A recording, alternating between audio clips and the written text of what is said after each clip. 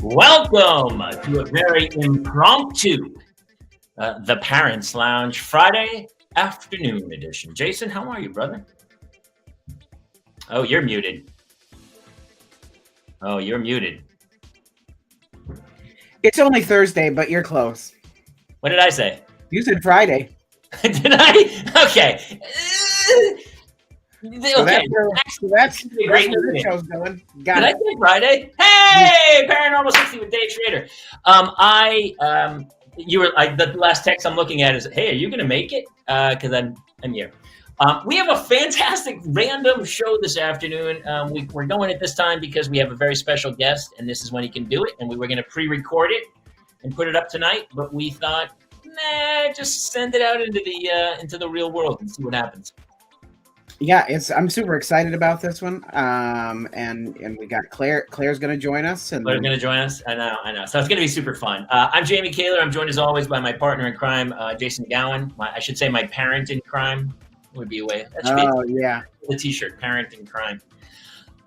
And we are very thankful to all the people who come out and watch and share the show and subscribe and follow and like. It's become quite a. It's like one of those support group therapies, except we're not in the basement of a church drinking bad coffee and smoking cigarettes. We're just in the comfort of our own home, drinking alcohol and then stumbling up to bed. Sometimes I don't even go up the stairs. I just stay wherever I fall. No, I know for a fact that you have a dog bed next to your desk, and sometimes you just lay down in there. And you probably I think you have a bowl of like Skittles or something down there. Yeah. Oh, you know me so well. I know you far too well. All right, let's get it going because this gentleman is here. He's fantastic. You would know him from, I mean, the list is crazy, right? Right. Lost. Heroes. Basically, every single, we're going to have to talk to him about it because I want to know if he saved J.J. Abrams from a fire. That's the question. Because somehow J.J. Abrams either has been convinced that this gentleman, he's a fantastic actor, is the greatest actor of all time, or maybe he has one of his children held hostage or something because he's the John C. McGinley to J.J. Abrams' Oliver Stone, and I am so jealous I can't even tell you. Greg Grunberg is here today.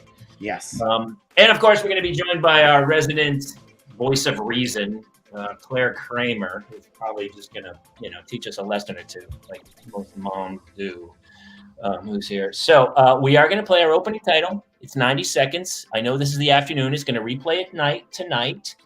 And we're going to leave this little block so you can go pour yourself a stiff one, which I actually may do because it's already been a day. We're going to talk. I already have one ready. Do you? I want to get like an absinthe drip that just kind of like an IV. Like a hat, but instead of 2 beer cans, it's just absinthe, a sugar cube, and then you know how they pour water over it and just. Yeah. Oh, I'm on board. Oh, I'm on board. Are you ready to do this? Let's do it. Hit it. We could have homes on separate coasts, go dive in Greece with squids.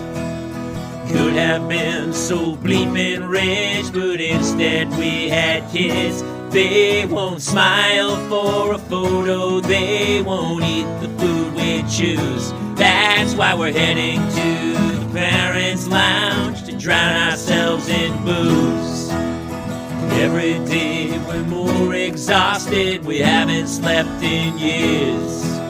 They hit me in the nuts so bad, my eyes filled up with tears. And yes, we'd like to fake our death and go off of the grids, but the truth is we are softies and we truly love our kids. So join us every Tuesday night to laugh at all our pain. Evening in the Parents Lounge is the cure to staying sane.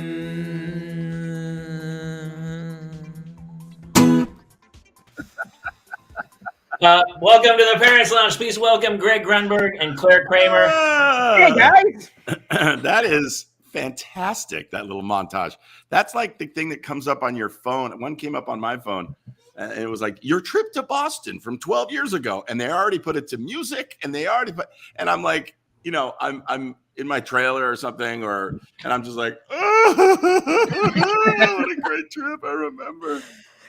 I think the one thing, and first of all, Greg, welcome to the show. I'm so happy you're here. Cheers, guys. Yeah, Yes. hey, yeah. Now I'm jealous and happy. I went and got an orange Fanta. I'm so lame. I mean, So I'm sorry, Claire. Let me just tell everybody what's in here. Yeah, let's go. So I go to both my boys play baseball. One's at LMU, and we have this thing. There's this old guy named Bob who is an LMU alum, and he comes to games, and in the middle of the fourth inning, he passes out lollipops, and we call him Rally Bob. So it's like rally, and we started now a thing called the Rally Flask. So cheers, guys. In here is a whiskey flavored in peanut butter and jelly. Couldn't be more Parents Lounge if I tried. that is pretty funny. You've just been grandfathered into the gang, Yeah. Yeah. Wait, So why? How the peanut butter and jelly? Like, what's happening with that? Is that in case like someone smells your breath, they don't smell whiskey? Exactly. Step out of the car, please. Have you been eating masks? peanut butter and jelly sandwiches? No, there's a dad there. It was like, there's flavor infused whiskeys, and I tasted it, and I thought it was going to be medicinal and like cough syrupy, which it is a little, but it's actually pretty good. It's like what's like Fireball, but with PB&J kind of instead of cinnamon. Right. Where would I get this? I will send you a link since I don't make it. This is not the whiskey that I'm a part of. Although there is whiskey I'm a part of. But I will send you the link. Oh, send me both. I need it. Okay. The more You're part of a whiskey. Let's talk about that for a second, because I mean, the only reason I'm drinking this is because I got to go pick up my kids from school, and I don't want to create any online evidence just in case. Right. Jamie, that's what Uber's for. Yeah. Before we funny would it be if you had an Uber and you go, hey, the car line, can you pull into the car line right there? And the teachers are trying to drop the kids off, and you're in the back seat with the window rolled down. Like, sorry, I started drinking at noon, so a little bit early. Right. You roll the window down, and all this smoke just comes out of the car. I'm vaping. Kaylers, first grade and third grade, the redheads. That's what we get. I swear to God, I want you, just for a social experiment, and that reason only, Jamie, I want you to take an Uber, preferably not an Uber Black or XL, just an Uber to pick up your kids one day at St. Francis and see what happens. That would be hilarious. I wanted, if I ever get pulled over and I'm stone sober, I want to act really drunk and then fuck with the guy and then have him pull you out and you kind of mess around and then they blow you and you blow 0.0 and he's like, just kidding. Kidding. Yeah. I'm and an then actor. they conk you and arrest you for something else. Right, exactly. So the whiskey, there's this great guy named Colin, and he's part of an 18th generation family that from Scotland that makes whiskey. And he came over here and he set up shop on Whidbey Island, which is right off the Seattle coast. The climate's very much the same. Yeah. And everything. And I stumbled across him from these guys that I was doing a movie with. And they said he's looking for somebody to, like a celeb, to help him, and can't afford, the A-lister. So he's going to the B-lister, bringing in the B-list squad.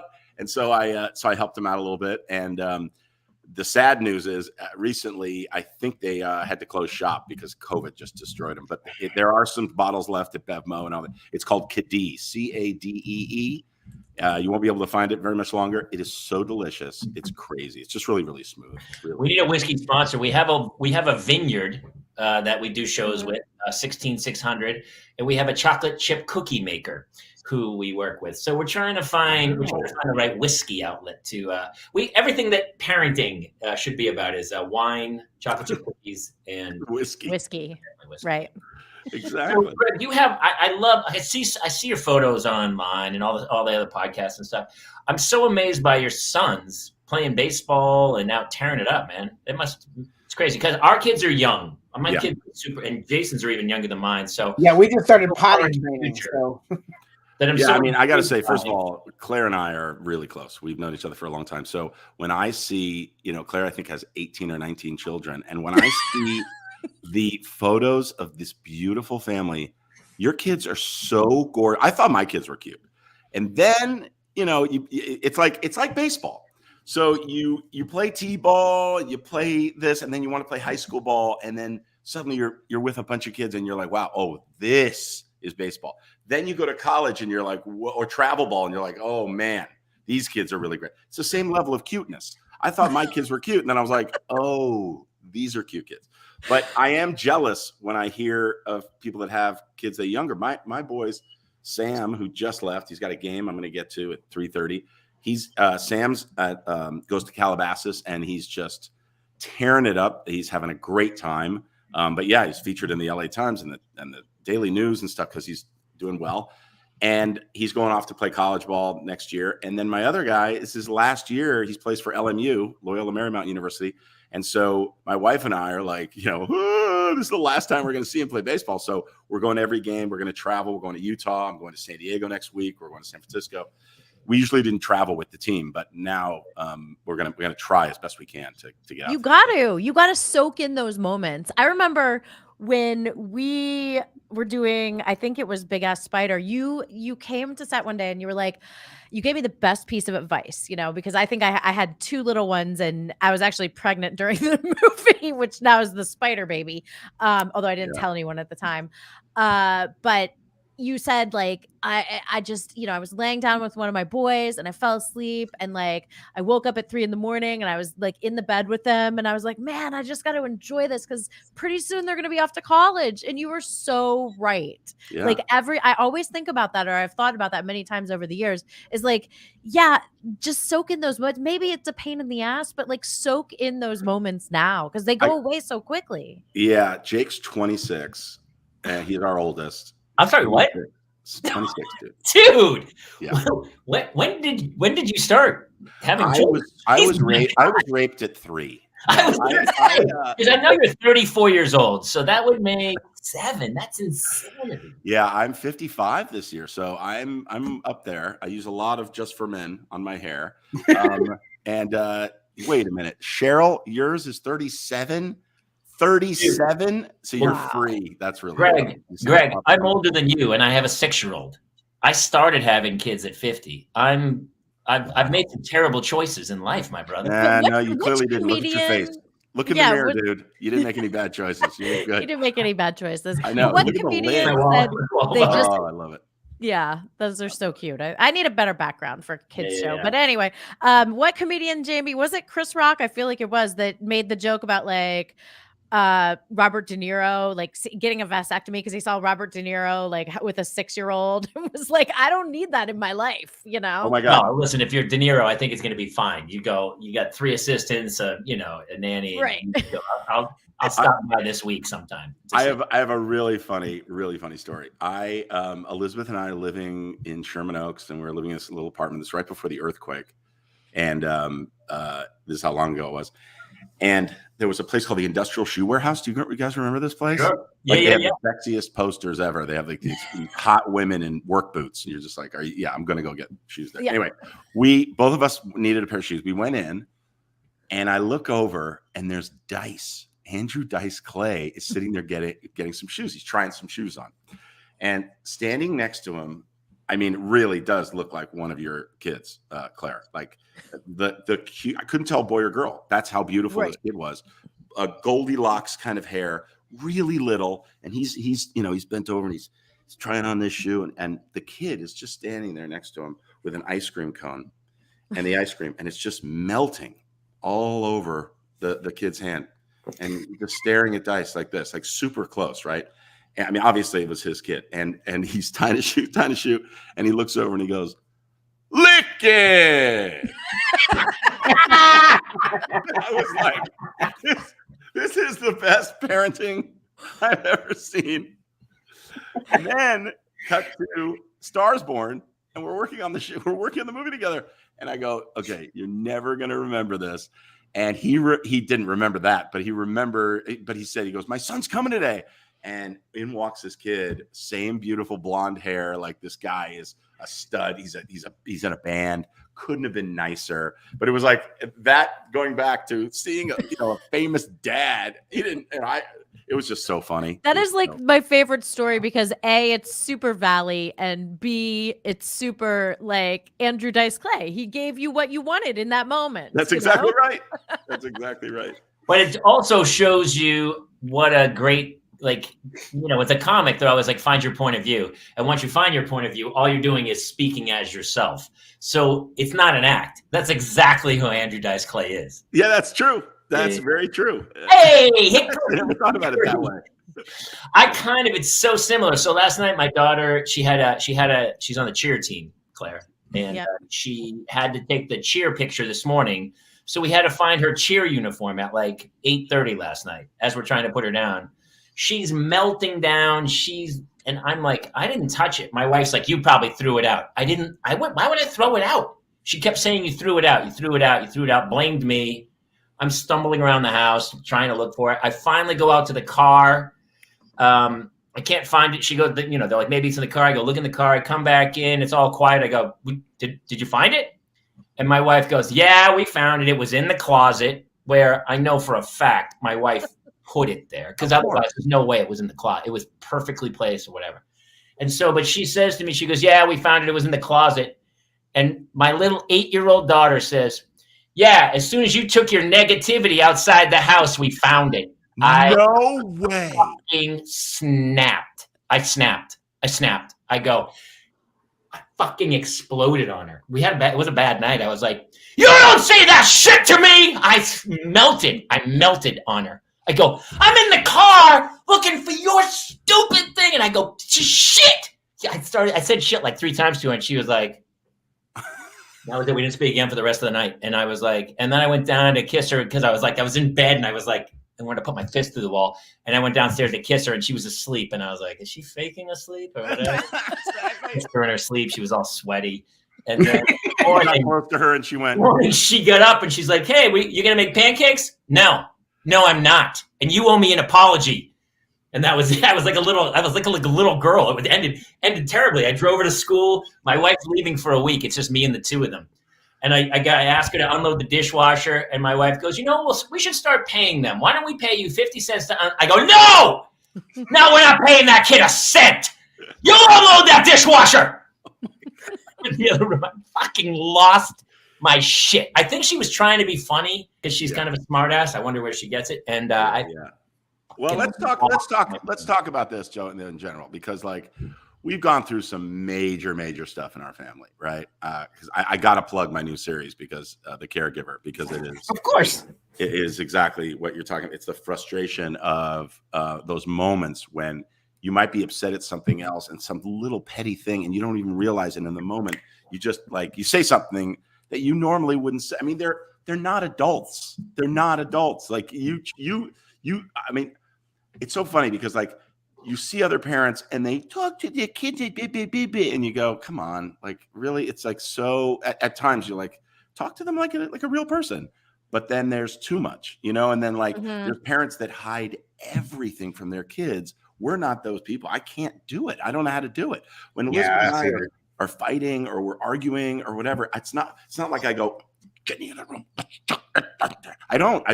We'll have the argument and they hear us. I mean, they're older now, but it's like one's not better than the other. It's just not. It's like, and then with epilepsy, our oldest son Jake has epilepsy, and so we've gone through horrible stuff, and we get so frustrated if he'll have, years ago when he would have a breakthrough seizure, we'd be so mad at epilepsy, at this uncontrollable thing that we can't do anything about.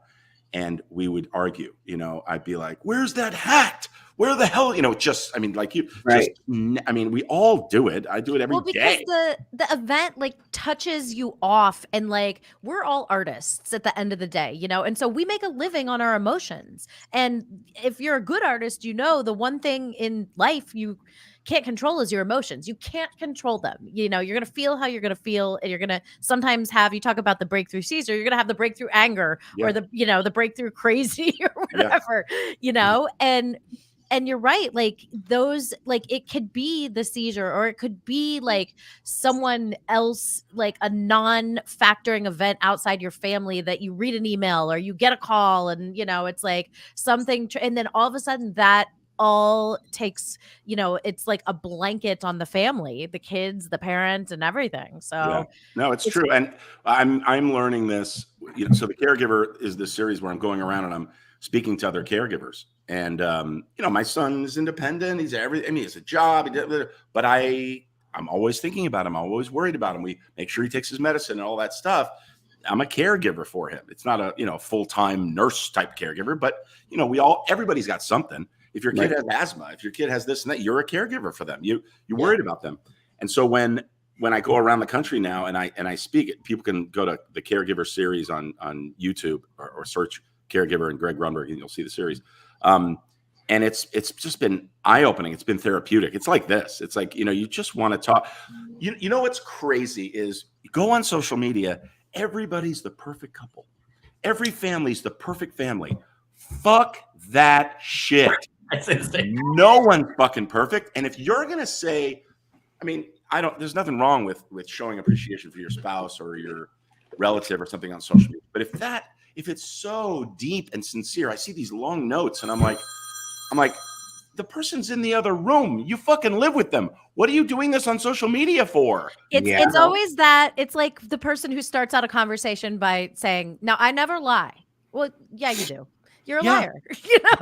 Look, I'm not a racist, but what I want to tell you is like, whoa, no, don't say anything. Don't stop saying. Yeah, you're good. Yeah. Anybody who puts that cursor at the top, you're like, okay. That's so funny. Anytime I see, you talk to people and they go, "We've never had a fight. We're madly in love." And my first thought is murder, suicide. That's the couple, right? Like those are the people who, right? Yes. It's always the kid who's like, he was so quiet. And then he shot up the place. Yeah, he locked because he was bottling it in. We are four redheads. How about that? Redheads. How about that couple? The redheads. How about that couple that where her body was found and then his body was found? Like the social media pictures leading up to that, I was like, these are pictures that come with the frame. That's right. You mean the van, Gabby, and where he murdered her and then he went off and Or how about how sad is this? I'm laughing. That on Thursday. But it just broke yesterday that our police were called to do a wellness check on this house, and they found 3 dead bodies, but 3 bodies that have been dead for they said they were disintegrated, basically decomposed, completely decomposed. And then the family in Canada is like, yeah, well, we haven't heard from them in a year. We thought we might send someone down there. That's also not the family you want. That doesn't check in.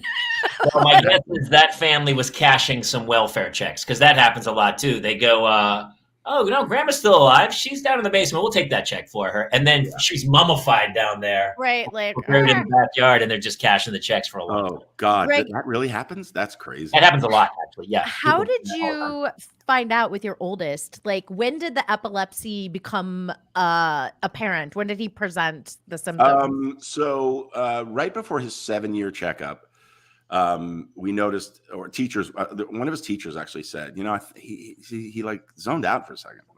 And I've noticed it a couple of times. And I'm like, all right. And then Elizabeth said, yeah, I noticed it a couple. And we're talking about no bobbing of the head, nothing shaking, just a stare, and then comes back. And you're like, and when I noticed it was, we'd be driving in the car, and he was 6.5. Almost 7. And when you look out the window, your eyes follow things like your pupils. If you look at somebody's eyes, and that may have been a trigger for him. And so we'd be in the car, and when we'd be talking, we were like, "Jakey, so what was that thing you just? What was that song you love?" And no answer. And I'm like, Jake, Daddy's talking to you, Jake. And he's like, "What?" And I go, "Dude, I just asked you a question. Come on, pay attention." And I would reprimand him, not in a bad way, but go, "Come on, man, pay attention. Mommy just asked you a question. What's going on?" And I remember that a couple of times. So when I was at the doctor, and a lot of parents are in denial. They just won't think, "Oh, whatever, it's normal." It's not normal. And so I told the doctor, his pediatrician, and his pediatrician said, "Look, I'm not a neurologist, but that may have been an absenteeism, which is a little, it could be a staring spell. It could be an emotional outburst. It's your brain, remember, right? So it could be a tic. It could be, any kind of a shaking or whatever." So the doctor said, "Jake, do me a favor, breathe a lot, breathe in and out, in and out." He made him hyperventilate. And then all of a sudden he went like this, and he was in a seizure. Wow. And he popped out of it and he goes, I think he has epilepsy. I'm not sure. And we were like, what are you talking about? And then the second thing was, let's fix this. Let's do what we can. Let's go. Right. So we went to a neurologist most neurologists do not specialize in epilepsy. So you have to see an epileptologist. We learned that the hard way because that neurologist, great neurologist, but just over medicated and prescribes to a toxic level this one drug. And so then we learned, by the way, that most cases, 75% of cases, the first medication stops the seizure and you're fine. And then you just take that medicine until you can maybe get off of it later in life, whatever. Jake's not that. Jake falls under the 25% that needs like sort of a cocktail and you need to stay on top of it. So Jake literally takes a handful of, amazing medication, but it kind of sickens me to my stomach that he takes all this, but he takes it in morning and night. And he's doing really, really well. I mean, you would never, that's the thing is it doesn't use the word present. It doesn't present like epilepsy doesn't present. So there's a lot of misunderstanding. There's a lot of, people just are stupid when it comes to epilepsy. They're ignorant. I shouldn't say stupid. They just don't know. And it's very scary to see someone have a seizure, but you cannot choke on your tongue. It's not contagious. You can't get it from somebody. Sometimes there's no reason why it comes. Jake's has a perfect brain. I mean, how frustrating is it for a parent when the doctors and the nurses, they do a scan and overnight EEG and all this stuff. And they go, God, his brain is perfect. And you're like, well, clearly it's not. He's having seizures. So I've become the red phone for for our industry, certainly, actors and stuff. And there's a lot of people that are dealing with this. And I'm happy to do it. I started talkaboutit.org, which is a website devoted to the stigma and education of people with epilepsy and seizures. So if you go there, you'll see every star in the world, minus you guys. I'm going to get you guys on there, answering questions, doing PSAs and stuff, which is really cool. And then it's morphed into different things. And Jazz Pharmaceuticals right now is financing the Caregiver series, and I love this company. Amazing, man.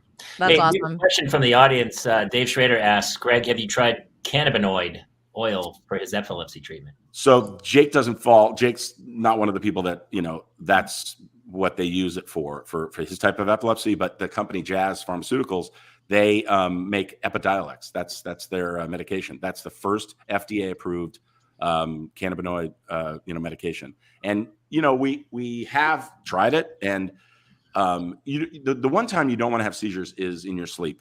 Like if you have seizures in your sleep, no. By the way, Cheryl, nope. Video games don't affect Jake, but they affect a lot of people. A lot of times. So if you have seizures in your sleep, you're not getting that deep REM sleep, right? Okay. Your brain is like seizing, and then you sleep. So you get up in the morning. Now you are sleep deprived, which is a major trigger for seizures. So it's just this terrible cycle. Oh, okay. And then during the day, you got to take a nap. Like if you really want to take care of yourself, meditation, naps, if you can, whatever form of that I recommend for people. I just say, not right away, but I'm saying if they're, adults that want to manage their seizures, or even kids. But the most important thing is getting to the right physician, getting the right medication, and getting it under control, because the seizures are not going to hurt you, but the trauma, the head falling, the hitting your head on the ground, driving, swimming, riding a bike. I mean, imagine having, Jake's had seizures in all three of those places. Oh my gosh. Really scary. That's really scary, man. Yeah, now, how does your younger son react to because obviously this has been going on his whole life. How does he react to it? And how do you deal with it? Yeah, my two younger. We sent them away. No, I'm kidding. Makes sense. Fair. I was like, whatever. They're part of my gang now. Go get Daddy another beer. It's so funny. It's a great question because it's one that I talk about all the time. If you have an issue, and a lot of people do, with one of your kids, that's special time. Whether you good special time or bad special time, you're spending extra time with that kid. And your other two, they don't know how to express it. And then all of a sudden, Ben, my middle guy, who's now graduating college this year, when he was 7 or 8, he said, "I wish I had epilepsy." And we were like, "Whoa." Yeah. What? I mean, it's just like Jamie. It's just like what you said about like they know how to get right to it, man. I mean, it's Madeline. Yeah. Right. The book Madeline, she has the appendix, and the other kids are like, "Wait, she got special attention and ice cream. I want that." And now I remember when I was a little kid, I have an older brother and a younger sister, and I remember my parents did this thing called special time, and I was like, it was weird. I was like, not weird, but it was great because they'd say, "Okay, tonight's your night, Greg," and I just went out with my mom and dad, just me alone, and I could do anything. They were like, "Whatever you want to do," and it was always like bowling or it was nothing like super cheap. It's not like I was like, I want to go on a yacht. I mean, I was a little kid.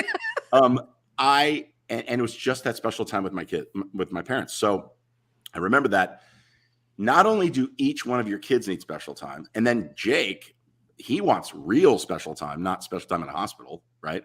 Right. You and your partner need special time. I mean, you have to have a healthy sexual relationship, mental relationship, friendship, all of that is strained when you're dealing with something extra, I mean, it's strained anyway. So I'm always amazed when I see sometimes like I have my father's brother, his family has 9 children, and one of them was in a crib her whole life for like 32 years or something. And in a strange way, it brought everybody together as one unit. Like they were so defensive. It was almost like the Alamo where they put a wall around the family. Yeah. One as caregivers, they all became caregivers in the family, and they took turns. And as they grew up, it was this major thing that kind of bonded the family into this oddly tight unit.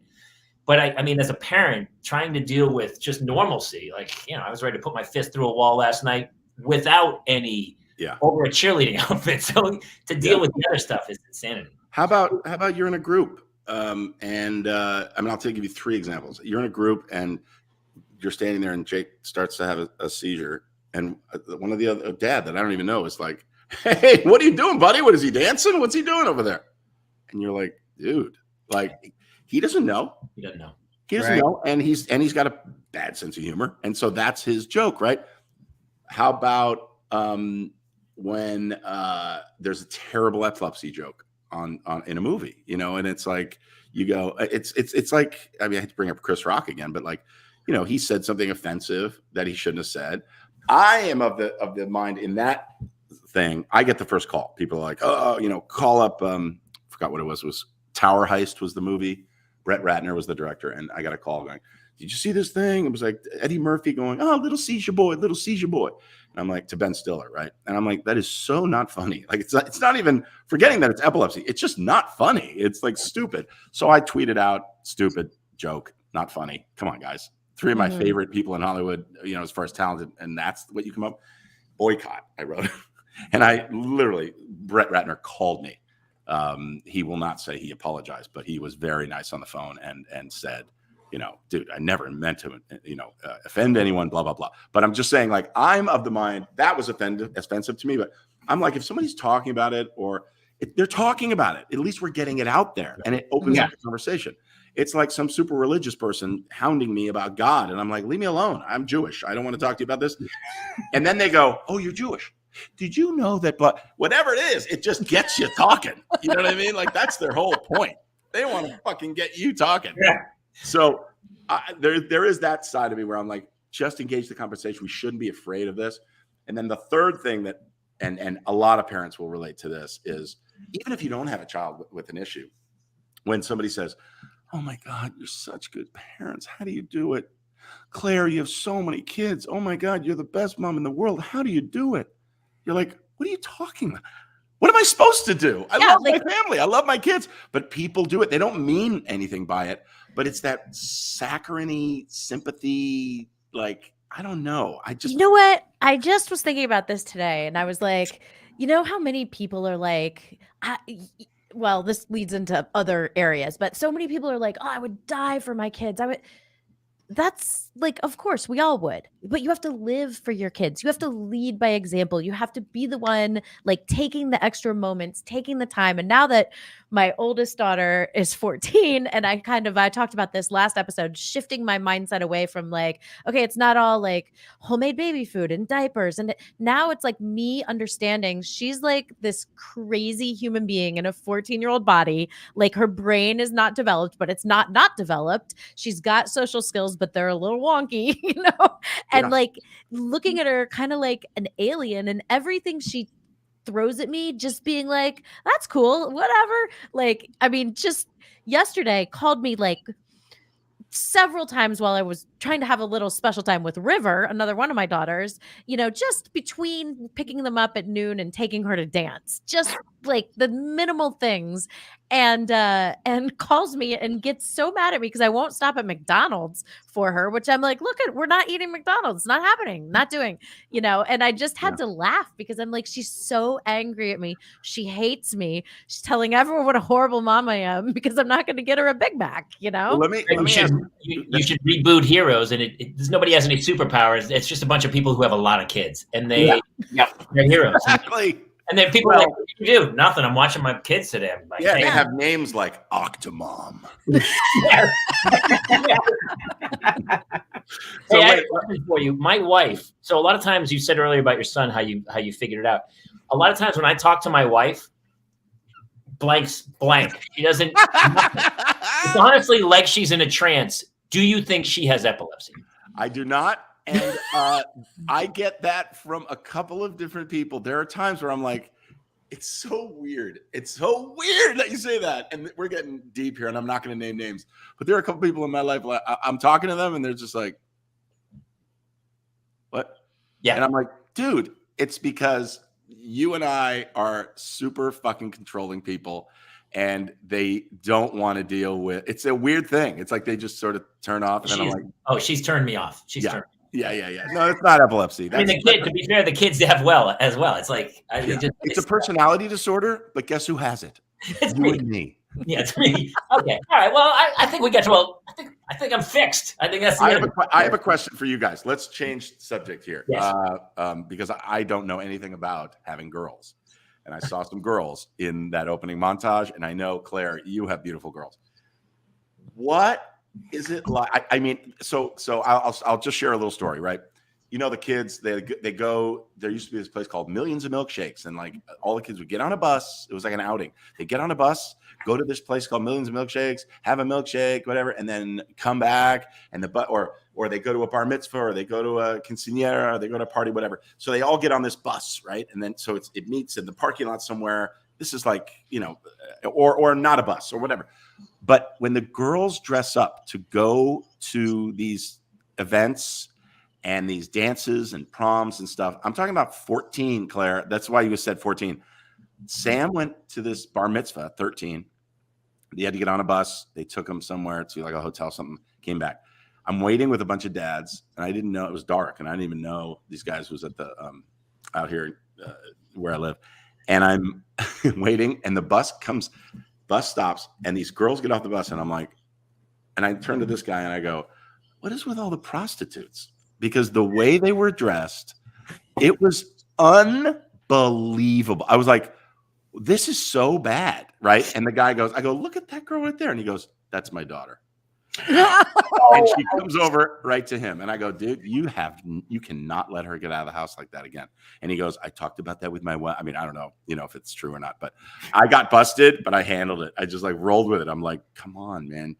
And it's true. And our bar mitzvah, right? By the way, they are. It's funny. Like, you ever go to when we go to an audition, the boys are all watching the girls, and the girls are all watching the other girls. Like, that's what she's right. They dress up for the other girls. It's so funny. It's true. And it's very true, because they do that because they're so young. At our bar mitzvahs, the girls come and they're in these like high heelish type shoes and short dresses or whatever. As soon as they get to the party, they bring socks with them. And the second they get to the party, they take the stupid shoes off that they shouldn't be wearing for years to come, and they put socks on. And if they were in sweats, they'd feel more comfortable. And then they're all dancing around having a good time. It's this. I mean, it's obviously it's a bigger issue. It's society, it's peer pressure, it's social media and all that. But how do you deal with that as a parent of when she says, I want to wear this, and you're like, are you kidding me? No. Well, have you seen the American Apparel billboards? Yeah. Every time we drive by it, I'm like, hey, that feels like softcore porn. Yes. On the corner of Colfax and Moore Park. What's happening? This is insanity. Yeah. It's so true. It is. And look at the Instagram, and they are carving their body, they're fixing everything in Photoshop, and then the kids trying to look like the Instagram photo and stuff. I definitely I haven't encountered that yet, but especially with my 12-year-old who's the dancer, I have had to be like, that's not a dance pose that you're allowed to post. You're not allowed to, it doesn't matter. It's impressive that your leg is up here, but if you're wearing a leotard and not pants, and then all of a sudden that's just like full display. So I've had a lot of talks with her about like, this brand of dancewear is not, because she's being solicited to be a model for different brands. How old is River? 12. She just turned 12. But she has the early 1800s. She'd be married she'd be having her first kid. Hey, in Alabama, she'd be married. And actually, in Alabama, in 2023, can it happen? Yeah. I think though that it'll be one of those situations where she'll thank you later, and she'll be like, "I'm so glad you did," because there are parents that I see, and their kids are older, like even girls that are older than in college, and these really, because we didn't have this when we were growing up. We just didn't. We didn't have this social media thing where you had to go to a red carpet event to get somebody to take your picture, and then it had to be put in a magazine. Yeah, like that was how far it went. They still was promiscuity. I mean, come on. When we were kids, there was that, but there wasn't social media trying to push the envelope. Sure, no, sure, but I'm talking about like if your friend, access. if your friend took a picture of you, it would only be, you'd have to go to the little Kodak building and get your little, film. Everyone in the whole place already looked at it. They already looked at it. Oh, look at them all. Yeah. They're like Robin Williams. Yeah. I mean, and the stuff is, that's the stuff that rises to the top. And you kind of go, in 5 years when she's trying to get a job somewhere, that comes up. It's not in good taste. It's like it stays with you forever, I also had to explain to both my girls, like, you just because, and I actually like TikTok as a platform. I think it's creative. Like, I think it's really creative. If it's used in the right way, it's great. You know what I mean? But I had to explain, like, you don't want to pull back the curtain and show everything about yourself on these that's platforms. why I stopped posting nude videos over there, Claire. Right. I mean, the best thing about TikTok is the fact that all these people who were pretty good at lip syncing and had a few terrible dance moves, they had nowhere to express themselves. And now, luckily, they have TikTok. Exactly. By the way, here's the other thing that's like when people ask you, hey, my daughter, my son wants to become an actor. I'm like, run away. Don't do it. Don't do it. Don't do it. Because I don't care how many times I say don't do it. If they still push through, then they're meant to do it, right? Mm-hmm. But Claire, it's kind of hypocritical for you to say, no, you can't be in a cheerleading outfit. I mean, you are this actress who is really good actor, number one, but also very attractive and have your career. You were a cheerleader in a movie, and so they see that stuff, and it's like, well, what about you, Mom? I mean, I was like buried alive in a bikini. Yeah, I know. I'm just saying, it's kind of tough to be like, you can't, but I did. See, this house is because I did, but you can't. This is. I was like, they're offer only, brother. They're offer only. That's what they say. And they go, what do you mean? And I go, they're not going out for some go-see in Russia. If you want to offer them, listen, series regular, I'll bring them in for a couple read-throughs, sure. But I'm not driving my kid around to cattle calls left and right. Nobody. It's called Zoom. It's called Zoom. And Greg and I have mastered auditioning. Right. Yeah, Greg and I have mastered the art of just putting our kids in our projects. So. We have to wrap at 2 because you have to go. I want to talk about the fact that you two played a married couple, not just once. Oh, yeah, that's right. Well, wait, we weren't married in Big Ass Spider. We were married. From Halloween. You wanted to date me in Big Ass Spider, and then in the end, I wanted to do more than date you. Yeah. Uglies, I believe, is the term. And then in Tales of Halloween, we were married. Yes. And that was our reunion. And then in the next Big Ass Spider, which we are still going to make with Lombardo because we have to. We have to. And Mike Mendez, because that was such a great time. We showed the trailer last week, Greg. It was pretty great. It's pretty fantastic. Oh, Big Ass Spider? Yeah. It was like, oh, man, I wish great movie. Oh, no. It's great. Look, we had the luxury. I mean, we got lucky because Lombardo is like Claire is like me. I don't mind standing there and making Claire look hilarious. Like I'll throw softballs. I'm not even sure if we had a script for that movie. but it's like there are certain actors that just it's look at me, and that's not the three of us. So it was so great. Like when Claire shined, she shined. When I shined, it was like, oh my god. And Bardo stole the movie just because that's who he is. But I mean, it was so much fun. I would work. Claire's one of those people that I'll work with anytime. I'm starting to see why you work so much. You're a really good actor, but you're a good cat, man. I'm a good guy, man. He's super charming, yes. Like 30 minutes, I'm like, yeah, I want to hang out with this guy. Oh, you're so sweet. You want to drink the peanut butter and jelly whiskey. I definitely want to do that. The JJ question, because you brought it up at the beginning. That's right. Yeah. So JJ and I met each other when we were 4 and a half in elementary school. And we just laughed. We became best friends. We would walk home from school every day to his house because he lived close to, we went to Roscommare Elementary School in LA. And we would walk to his house and we'd make these stupid fake commercials. He was into, super special effects and stuff. So we made these little movies. Every one of his movies, Super 8 movies, I starred in when we were 8, 9, 10, 11. So and you paid your dues. What? You paid your dues with him. Exactly. And we kept that friendship. He went to a different junior high and high school, and college. He was still my best friend. Where did you guys grow up? Right in West LA. You're from LA. Okay. Yeah, we're from LA. He went to Sarah Lawrence. I went to San Diego State. There's the separation of intelligence right there. Today, San Diego State today is hard to get into. Then you were smart. You were off having fun, going, JJ, listen to me. I need you to become a master filmmaker. I'll be back in 4 years. I'm going to go tear up San Diego, see what I can get done in Pacific Beach, and then we'll meet. We'll reteam. My dad once at Shakey's. We were at Shakey's, if you remember Shakey's Pizza, and still have it. Still Valley. It's on Laurel Canyon. Yes. Yeah, Laurel Canyon. By the way, my building is right up the street from there, so you guys have to come by. You have to come by and see this. On my way. I'm coming for that. But we were at Shakey's, and my dad took a napkin and he wrote, "I get 10% of whatever J.J. Abrams makes in his career." J.J. was 10, and he pushed it over to J.J. and he was like, "Sign this, please." And it was a joke. It was funny, but we always remember it. We all knew he's just, and talk about the Parents Lounge. This is what I have with JJ more than anything else. There's no judgment. I don't give a shit what I say. He doesn't care. He is my best friend. He's like my brother. He's been there with me, for me, through all of this epilepsy stuff, everything in my life. The best times, my best man. I was his best man. It's like he's just the greatest guy in the world.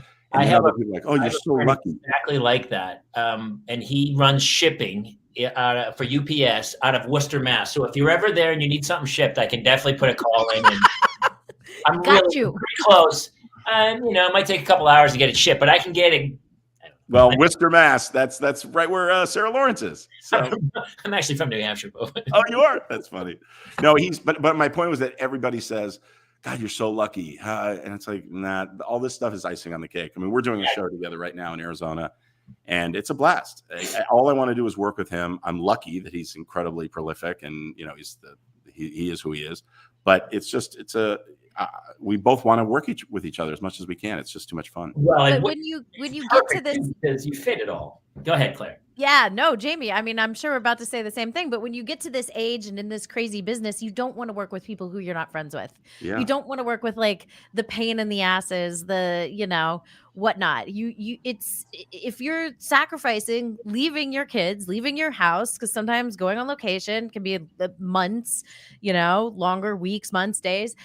There has to be a reason that you're making that sacrifice. And it's not just to do another project. It's because you want to be with, people you care about and you enjoy working with, and you want to make something, somewhat meaningful. I mean, we you know, 2 Star Wars movies. That was like the dream of all dreams. And I'm in London with JJ. We're spending every moment together, whether I'm working on set or not. That we, you know, cut. That's a wrap. We both get in the same car. We go to dinner with. I mean, it was like being on a trip with my best friend. Yeah. And then we're shooting fucking Star And you're Wars. making Star Wars. Yeah. I remember when you sent me a picture of you in the jumpsuit and you were like, don't share this. I know, like, remember? Oh my God. Yeah. But you have a Lego character of you. Yeah, there's a new Lego Star Wars game that the something saga. It just came out, and I just tweeted out how to unlock my character. And I've actually voiced my character. That was the other thing. Imagine this. They call and they go, or somebody saw that they were looking for a Snap Wexley voice. And I'm like, what are you talking about? How about asking me? Like, what? and because it was scale, you know, they don't pay any money, really. It's just the minimum. And I'm like, I don't care. If my kids are playing, my friends are playing the game, I want them to hear my voice, not someone else's. Isn't that funny? Some people won't do it. They're like, no, that's beneath me. You're like, it's so crazy to me. Nothing is beneath any of us today. I've learned that. Yeah. Very much so this time. Yeah, that's funny, dude. Well, listen, we got to wrap in a couple seconds. You're definitely coming back. You might be for sure. Okay, wait. And before you wrap, Jason, 3 boys, Greg, 3 boys. Advice, Greg. Yes, pass down advice. So that was going to be my question. Before we wrap, I want to hear Jason is the old you, the pre-you, and now you have the older boys, 3 boys. We had Richard Marx, who had 3 sons. Yep. Words of wisdom about where you are now with what they're doing. Well, I have to say, what I love about having boys is that you know, when you have girls, you have to worry about every boy in the world. When you have boys, you only have to worry about one boy, and that's it. You know, you have just your kids. I will say, my advice is, don't ever stop cuddling. Don't ever do it. Don't ever stop. My son, just yesterday, we went to the dentist together to get our checkups, and we were waiting. The dentist was in there, and I don't know, he said something, and I was just like, yeah. And I gave him a hug, and he literally put his head down here, you know, on me, and it was just a little bit. He's a grown man, and I was like, I melted. I'm like, God, I just don't ever. I mean, here's the thing, Jason, your boys are not always going to hold your hand when they walk with you. They may not do it now. Like, that's the moment when you go, oh, I'm losing them. You know what I mean? They're getting older. Treasure every single moment, and relish, good and bad, when there's something that you see in them that they got from you, because they're sponges, you know? Did they turn out? It's so funny because when you have your kids, you think they're going to be like mini us or little us. Were you a big athlete as a kid? Were you a big baseball player?